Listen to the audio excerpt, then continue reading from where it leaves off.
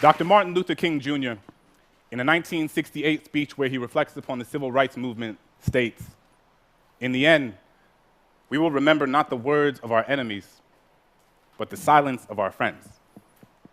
As a teacher, I've internalized this message. Every day, all around us, we see the consequences of silence manifest themselves in the form of discrimination, violence, genocide, and war.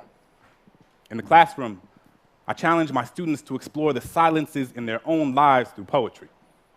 We work together to fill those spaces, to recognize them, to name them, to understand that they don't have to be sources of shame.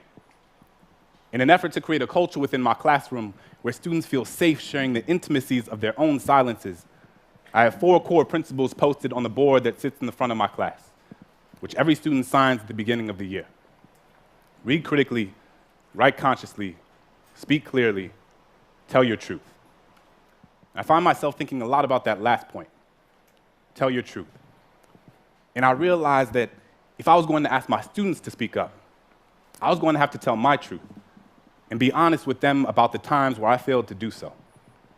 So I'd tell them that growing up, as a kid in a Catholic family in New Orleans, during Lent, I was always taught that the most meaningful thing one could do was to give something up. Sacrifice something you typically indulge in to prove to God you understand His sanctity. I've given up soda, McDonald's, French fries, French kisses, and everything in between. But one year, I gave up speaking.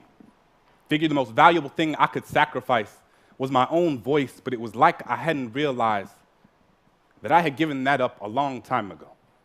I had spent so much of my life telling people the things they wanted to hear instead of the things they needed to. Told myself I wasn't meant to be anyone's conscience because I still had to figure out being my own, so sometimes I just wouldn't say anything, appeasing ignorance with my silence, unaware that validation doesn't need words to endorse its existence. When Christian was beat up for being gay, I put my hands in my pocket and walked with my head down as if I didn't even notice. Couldn't use my locker for weeks because the bolt on the lock reminded me of the one I had put on my lips when the homeless man on the corner looked at me with eyes up, merely searching for an affirmation that he was worth seeing. I was more concerned with touching the screen of my Apple than actually feeding him one. When the woman at the fundraising gala said, "I'm so proud of you. It must be so hard teaching those poor, unintelligent kids," I bit my lip because apparently we needed her money more than my students needed their dignity. We spend so much time listening to the things people are saying that we rarely pay attention to the things they don't.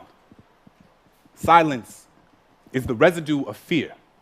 It is feeling your flaws gut-wrench guillotine your tongue. It is the air retreating from your chest because it doesn't feel safe in your lungs. Silence is Rwandan genocide. Silence is Katrina. It is what you hear when there aren't enough body bags left. It is the sound after the noose is already tied. It is charring. It is chains. It is privilege. It is pain. There is no time to pick your battles when your battles have already picked you. I will not let silence wrap itself around my indecision. I will tell Christian that he is a lion, a sanctuary of bravery and brilliance. I will ask that homeless man what his name is and how his day was, because sometimes all people want to be is human. I will tell that woman that my students can talk about transcendentalism like their last name was Thoreau, and just because you watch one episode of The Wire doesn't mean you know anything about my kids. So this year, instead of giving something up, I will live every day as if there were a microphone tucked under my tongue, a stage on the underside of my inhibition.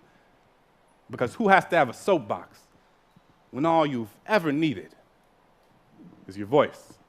Thank you.